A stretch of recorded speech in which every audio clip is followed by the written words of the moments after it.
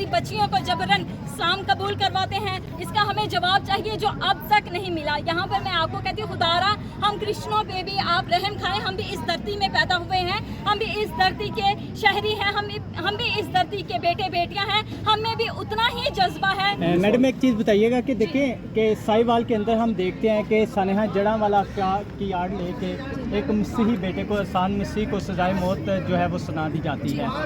इसमें देखें जो कि उसने पोस्ट लगाई थी वो उसने 21 अगस्त को जो है पोस्ट लगाई है सुबह 6 बजे और उसे 8 बजे उठा लिया जाता है और उसे सजाए मौत इसलिए सुना दी जाती है कि ये जड़ांवाला का जितना भी वाक़यात है वो जजमेंट हमारे पास पड़ी हुई है कि इसकी वजह से तमाम तर नुकसान हुए हैं। लेकिन इसके साथ ही हम देखते हैं कि जो मसाजिद में अलानात करने वाला शख्स है उसे छोड़ दिया गया है, वो दंद नाता घूम रहा है, उसके साथ बाकी के मुल्ज़मान को भी छोड़ दिया है। इस चीज़ को डिनाई कीजिएगा कि उस नौजवान को क्यों फांसी दी, उससे सजाए मौत सुनाई गई है। उसको इस बात की सज़ा दी हुई है कि वो पाकिस्तान की धरती में पैदा हुए हैं।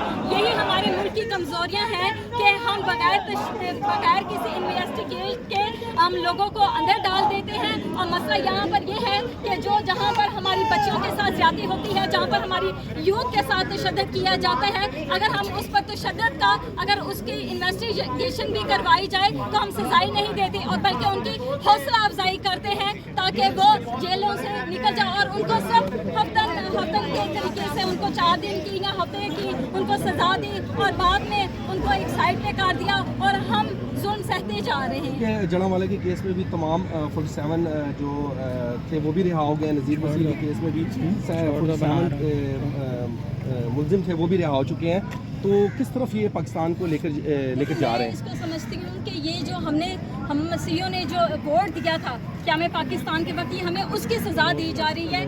उसकी सज़ा ये है कि हमें नालों पे जगह दी जा रही है। उसकी सज़ा ये है कि पाकिस्तान के क़याम तक अब तक हमारी बच्चियों के साथ ज़्यादती हो रही है, हमारी बच्चियों को ज़बरदस्ती जबरन सलाम कबूल करवाया जाता है, उसके हक़ के लिए कोई नहीं बोलता। और हमारे जो ये सियासी लीडर्स हैं, सियासी जो रहनुमा हैं या जो पार्टी से रिलेटेड जो हैं वो यहाँ पर तस्वीरें खिंचवा देते हैं। बस तस्वीरें खिंचवाने का ही उनका काम है। क्या उनका काम नहीं है कि जो हमारी बच्चियों को जबरन इस्लाम कबूल करवाते हैं, जो हमारी बच्चियों को तशद्दुद का वो निशाना बनाते हैं, हमारी जो नौजवान यूथ है उनको जो परमानेंट शराब के वो लेटर बना कर देते हैं, इसके ज़िम्मेदार कौन है? इसका हमें जवाब चाहिए जो अब तक नहीं मिला। यहाँ पर मैं आपको कहती हूँ खुदारा हम क्रिश्चनों पे भी आप रहम खाएं, हम भी इस धरती में पैदा हुए हैं, हम भी इस धरती के शहरी हैं, हम भी इस धरती के बेटे बेटियां हैं, हमें भी उतना ही जज्बा है जितना कि हम अपने वतन पाकिस्तान में हमारे बुजुर्गों ने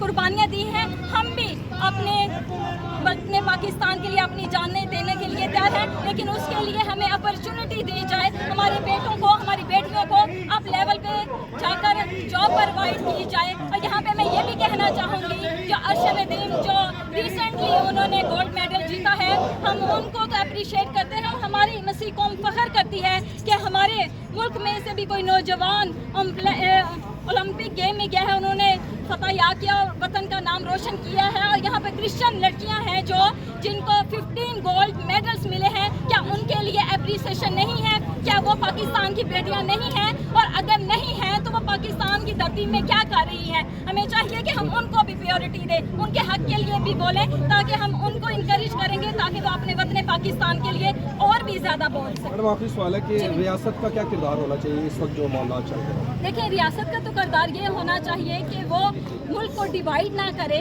मज़हब में हम डिवाइड कर रहे हैं, रंग में डिसाइड कर रहे हैं, रेसेस में हम डिवाइड कर रहे हैं। अगर हम इसी तरह अपने मुल्क को मज़हब, रंग या रेस में डिवाइड करते रहेंगे तो हमारा मुल्क तबाही की तरफ जा सकता है, तरक्की की तरफ नहीं जा सकता। Thank you so much. Pakistan जिंदाबाद, पाकिस्तान जिंदाबाद।